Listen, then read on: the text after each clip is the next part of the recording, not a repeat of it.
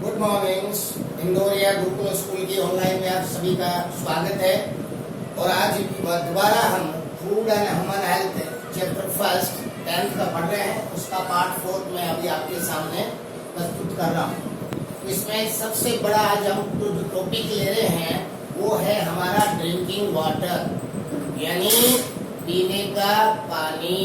और पीने का पानी आ गया तो जीवन ही पानी है, यानी जल ही जीवन है। ये एक ऐसी, यानी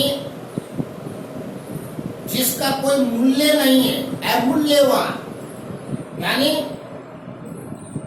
अमाउंटलेस चीज है और बहुत ही इंपॉर्टेंट है। हम लोग करते रहते हैं, विटामिन खाइए, कार्बोहाइड्रेट्स खाइए, ड्राई फ्रूट्स खाइए, फ्रूट्स खाइए, विटामिन जूस पीजिए, उससे ताकत आएगी। वो ताकत का सबसे बड़ा सोर्सेज आपके पास, यदि आपकी बॉडी में ड्रिंकिंग वाटर की कैपेसिटी कम है, यानी क्वांटिटी कम है, तो आपकी बॉडी किसी भी एंगल से जो भी चीज आप एक्सेप्ट करोगे, चाहे वो महंगी से महंगी ड्राई फ्रूट ले लीजिए, महंगा सा महंगा वर्ल्ड का जूस पी लीजिए, लेकिन इसकी इन्वायरमेंट पूरी नहीं कर सकता।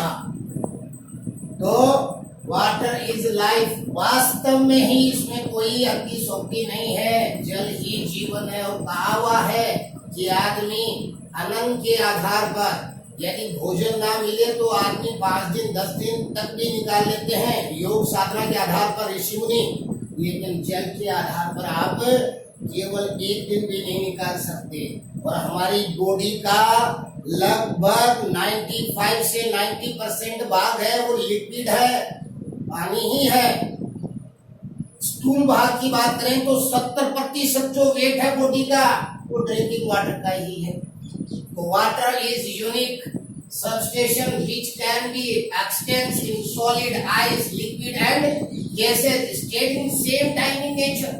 ये एकमात्र प्रकृति का पदार्थ है जो एक समय ही केवल अपनी तीनों अवस्थाएं ठोस, द्रव्य और गैस में प्रेजेंट होता है। ये इसी बात से इसकी महत्वता को समझ जाते हैं। उसके बाद आती है प्रॉपर्टी ऑफ ड्रिंकिंग वाटर। जो पानी हम पीते हैं उसकी क्या विशेषता होनी चाहिए, अरे जो अर्थ मूल्य है जिसका हम कभी वैल्यू नहीं समझते, जो कि इतनी जीवन में इतना जरूरी है जिसकी कोई है नहीं है। पहला पोर्टेबल, पोर्टेबल यानी जो आप पीते हैं, ड्रिंकिंग लायक पानी है, उसकी क्या कैपेसिटी होनी चाहिए, यानी क्वालिटी, यानी प्रॉपर्टी क्या होनी चाहिए। तो वाटर शुड बी क्लीन होना चाहिए, बॉडीलेस होना चाहिए, कलरलेस होना चाहिए, free from impurity like particles and microwaves। pH is about in 7 होना चाहिए। They have adequate amounts of desolating oxygen, और उसमें अच्छी मात्रा में ऑक्सीजन मिली हुई होनी चाहिए, साफ होना चाहिए, गंध रहित होना चाहिए, रंग रहित करना चाहिए, और उसमें किसी भी प्रकार की कोई भी पार्टिकल और माइक्रोवेव्स का मतलब सूक्ष्म जीव की उपस्थिति नहीं होनी चाहिए। और पीएच 7 होना चाहिए। न्यूट्रलाइजेशन कंडीशन में आपको ना तो एसिडिक प्रॉब्लम होगी ना बेसिक प्रॉब्लम होगी, ये होता है। दे हैव एडेड, यानी अच्छी मात्रा में ऑक्सीजन उसमें मिली हुई होनी चाहिए, तब ही वो पानी पीने लायक है। और ये इतना अमृत समान होता है। और एक और बात करें, वर्षा के जल को आजकल हार्वेस्टिंग सिस्टम्स बोल रहे हैं।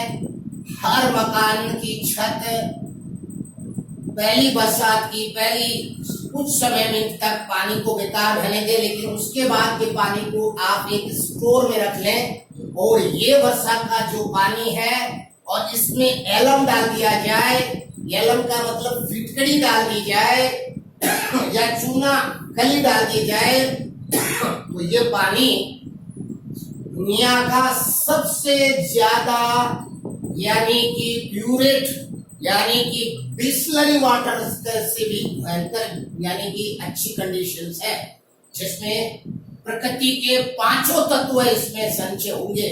और वो पानी से आप कभी भी रोगग्रस्त नहीं हो सकते।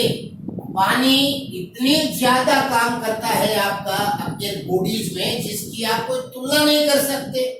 रोल ऑफ वाटर क्या है? अरे जितनी भी आप मेटाबॉलिज्म रिएक्शंस करते हैं, चाहे वो डाइजेशन करें या रेस्पिरेशन करें या एक्सक्रीशन करें या ब्लड सर्कुलेशन करें, जितनी भी प्रॉपर्टी है metabolism reaction take place in aqueous, यानी पानी वाला माध्यम, जलीय माध्यम देने का आधार कौन है? वाटर। यदि उस आदमी के अंदर, बॉडी के अंदर पानी ही नहीं है तो रेस्पिरेशन द्वारा अब्जॉर्ब की गई ऑक्सीजन भी आपके किसी काम की नहीं है।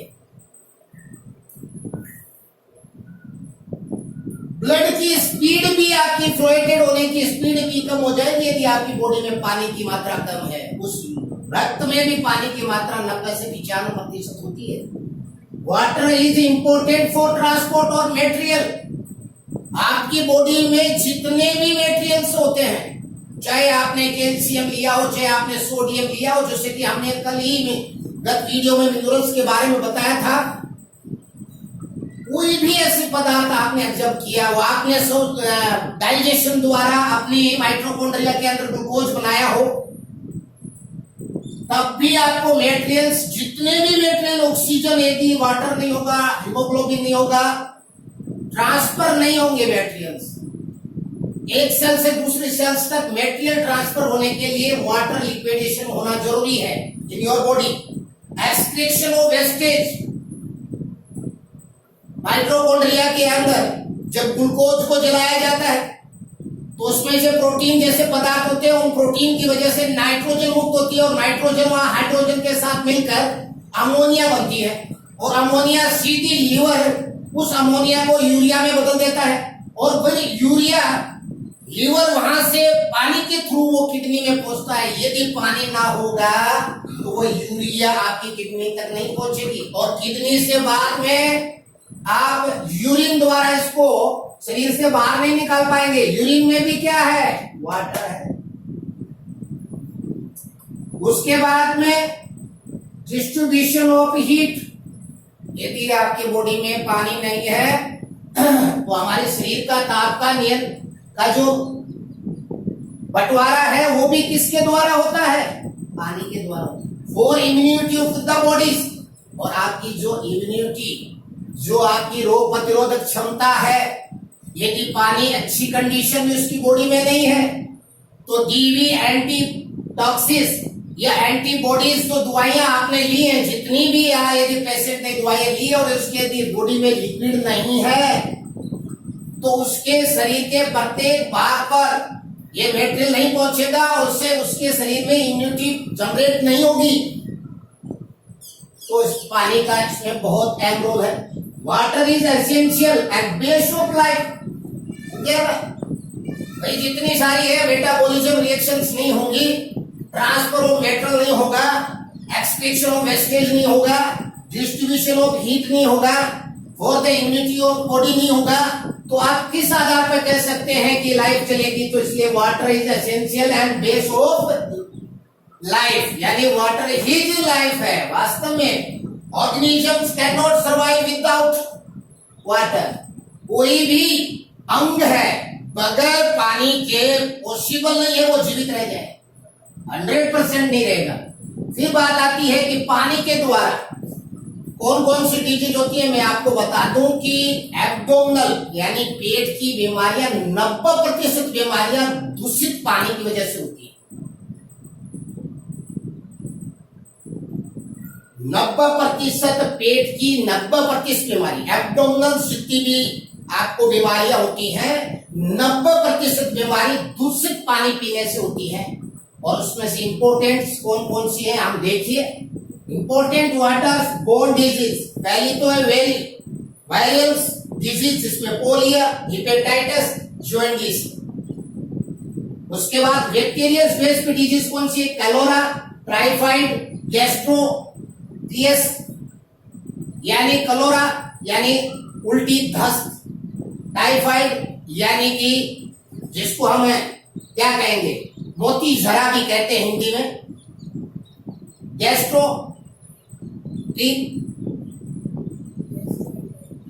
गैस्ट्रोएंटेराइटिस ये जो बीमारी है ये आपके पेट से होती है। प्रोटोजोनल डिजीज अमीबा डेसेंट्रीज ये भी एक प्रकार की यानी कि आपके आंतों में यानी कि ऐंठन होती है और सिकुड़न होती है और उसमें आपकी बॉडी से आपकी आंख से पिस निकलता है और इससे बड़ा ही पेन जैसी स्थिति होती है और बार बार आपको टॉयलेट जाने की इच्छा जागृत होती है। उसके बाद वॉर्म डिजीज जिसको गाइनियस वॉर्म डिजीज कहते हैं, जैसे नारू या बाला, जो कि ज्यादातर नागौर और बीकानेर राजस्थान में लगभग 2004 से पहले का पॉसिबल थी, जिसकी वजह से कैसे होता था कि वहां स्टेप बावड़ी थी, यानी जहां बावड़ियां थी यानी स्टेप वॉल था, स्टेप वॉल में यानी बावड़ियों में लोग वहां जाकर एक दूसरे आदमी वहां अपने हाथ पांव धो देता था।